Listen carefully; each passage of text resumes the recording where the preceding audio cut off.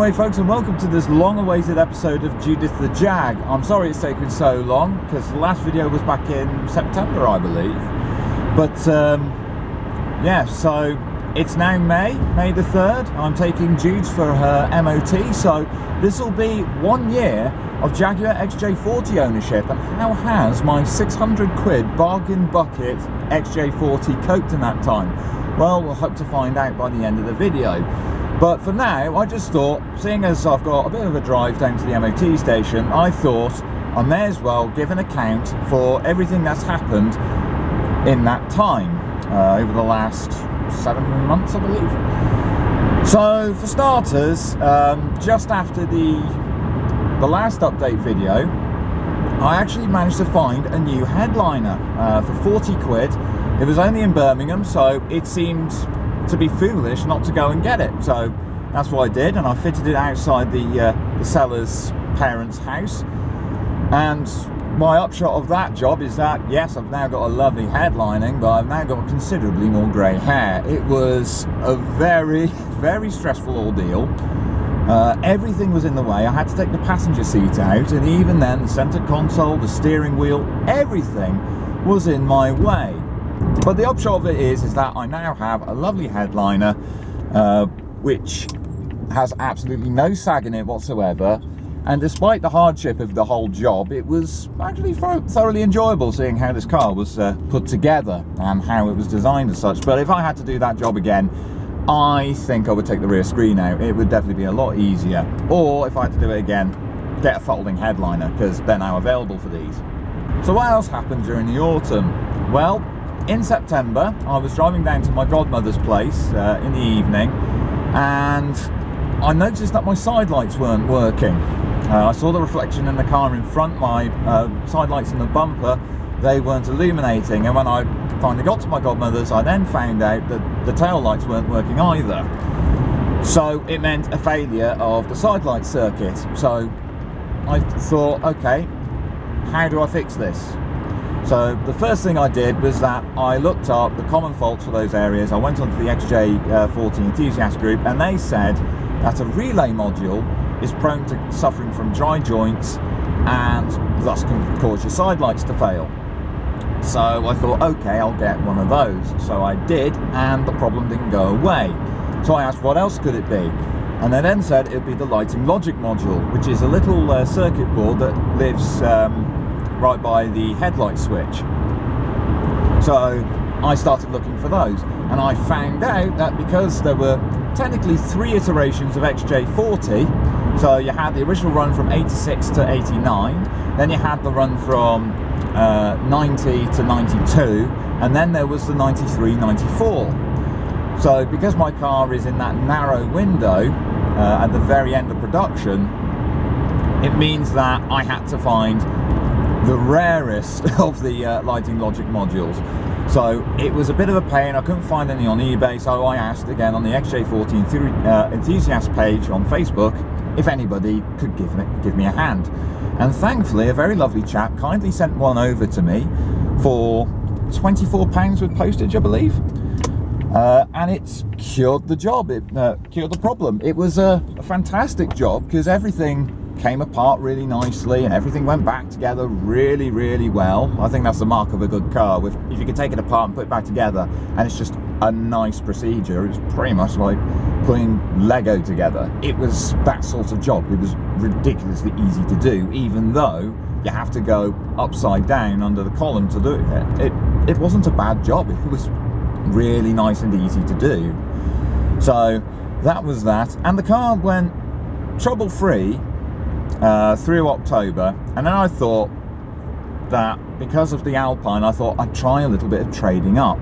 So at the end of October, I bought a Rover 620 SLI automatic. Managed to find it on Facebook Marketplace for £350, and it only had a month's MOT on it, but I knew I could get an MOT on it and it'd be fine. The only fly in the ointment with that car though was the fact that the interior, the seats in it were grey leather when they should have been sandstone or beige. So I spent a lot of time trying to track down some good seats that I could put in as a replacement. Unfortunately, I couldn't find any for a reasonable price. But that was literally the only fly in the ointment with that car. It was just the interior, and also 3 of the windows weren't working. And then to cap it all off, the interior of the car absolutely stank because the previous owner was a smoker.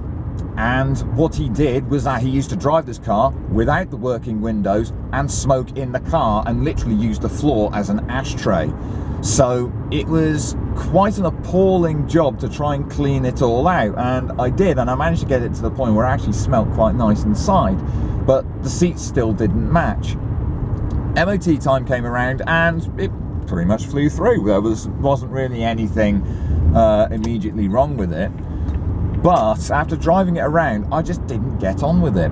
Don't get me wrong, I do like the Rover 600. I think it's a great looking car, and driving that one, it was a nice car to drive. The only problem with it was, it's a Honda engine and a Honda gearbox.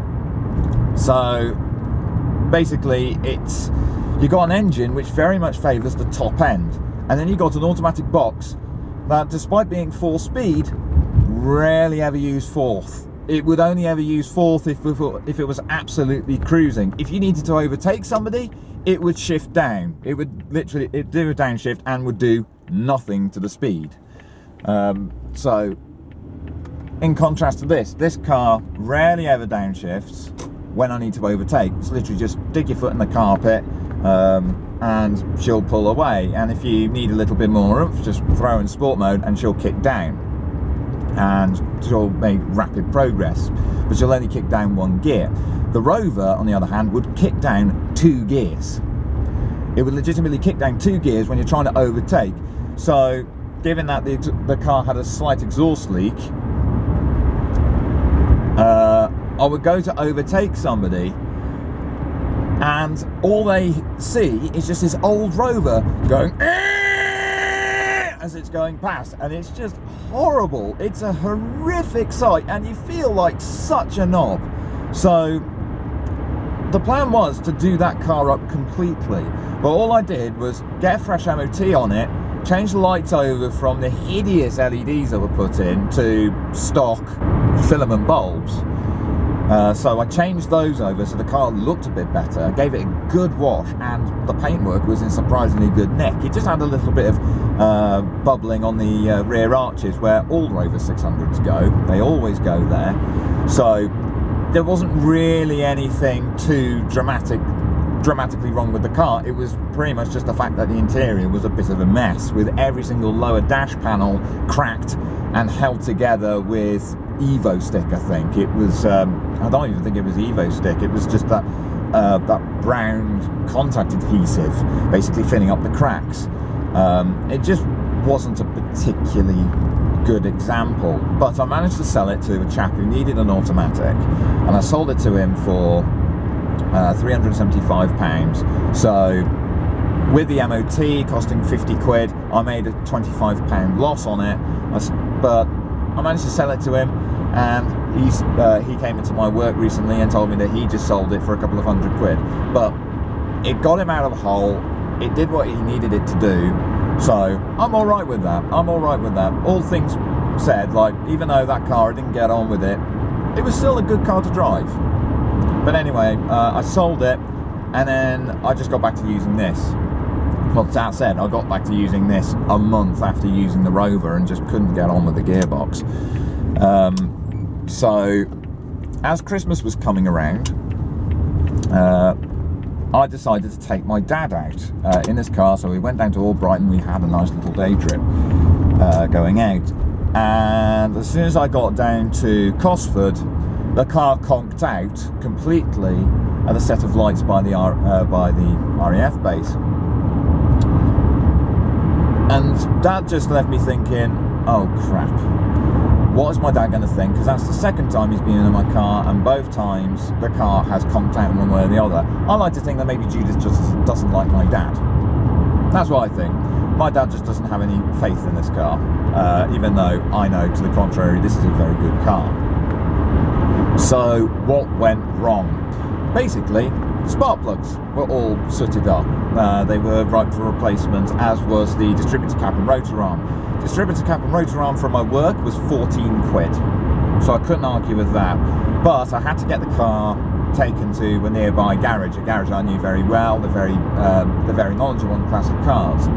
But because this car runs an LPG, to get the plugs, they have to be a special, well, they have to be a toughened plug, basically. They have to withstand the higher heat of running on gas.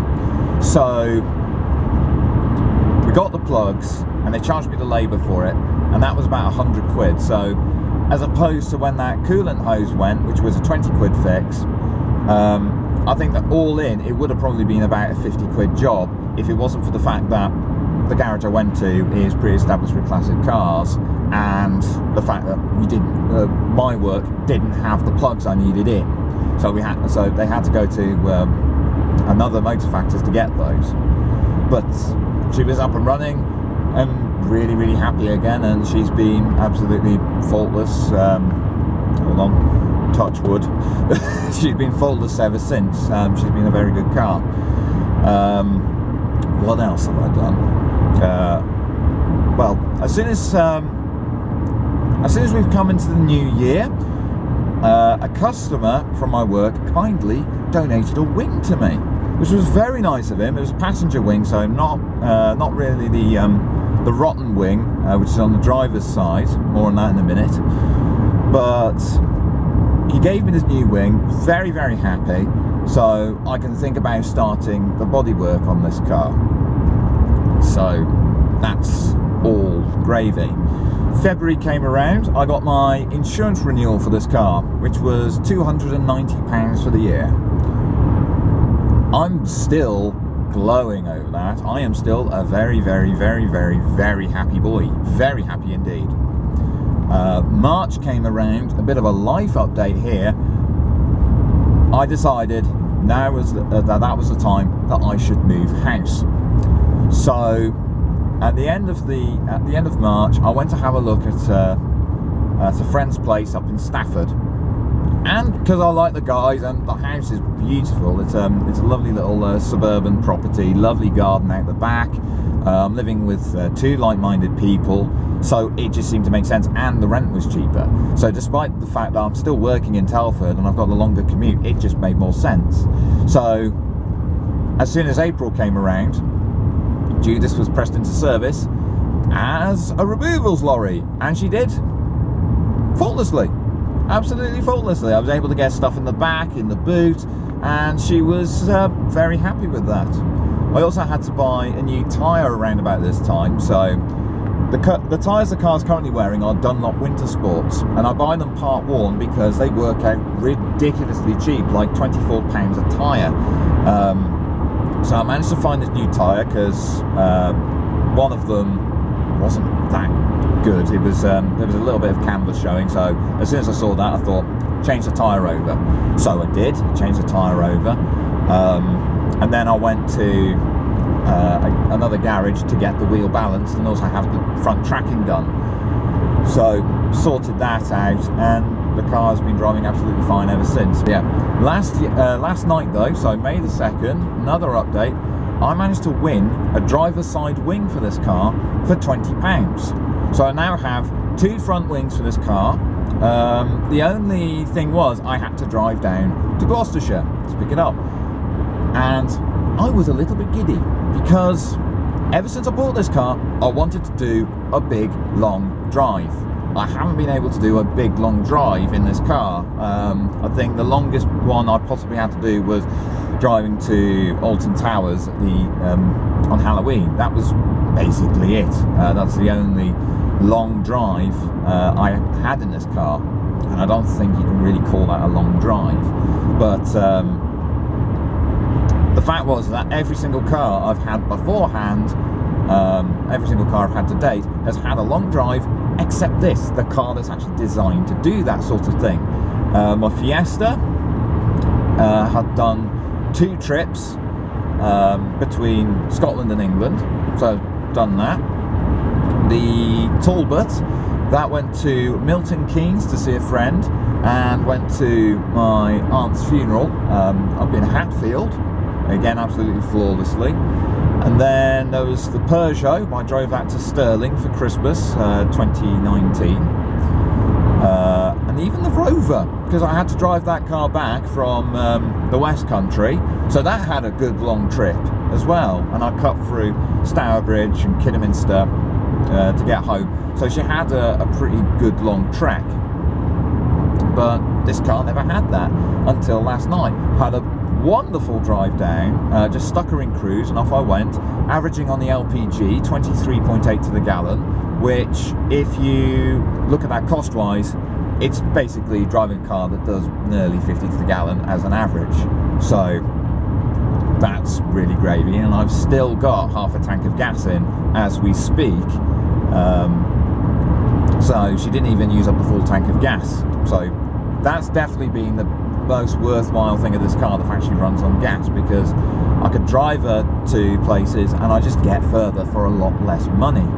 Last night was absolutely fantastic, lovely drive down, and I was waiting for the seller to turn up, and he turned up in a classic Alfa Romeo, and I just wasn't expecting that. It was just fantastic. I took a couple of pictures of the car and a picture of Judith and her new friend together, and then we went across the road to the pub for a coffee, now that pubs are open, and he was just a fantastic chap. I love dealing with people like that. Just a dedicated nutter, I think, is probably the best way of describing it. Not very knowledgeable on Jaguars, but a thoroughly decent chap nonetheless. Really nice chap. That is what my year in this car has been like. 2 mechanical failures, both of which rather simple to fix. One electrical failure, again very simple and very cheap to fix. And I'm at the point now where I'm starting to think about getting the bodywork on the car done, hence why I've now got 2 front wings, so that means I can get that sorted. So this car has generally just been absolutely flawless in my ownership. I haven't really had any problems. I've got a little minor issue at the moment where I've got a small power steering leak, but it doesn't seem to have gone so much now, so maybe it was just when I last topped it up I spilled some in the engine bay and that was dripping down, so that might have been it. But all in all, the car is still very much together. There's a little bit of a groan coming from the front suspension, so I think that's probably the shock absorber mounting bush, because they're made out of like a yellow foam. I remember my Fiesta was exactly the same. That started groaning over the bumps, and that's because the tie rod bushes on those, they were that foam stuff. So I know that is definitely prone to going, and it's definitely prone to giving it a bit of a groan. But all in all, like, it depends very much on the MOT. So yeah, we'll get down there, we'll get down to the MOT station, and we'll see if Judith the Jag passes, and I can give my thoughts on the XJ40 and why you guys should buy one. I'll see you in a bit.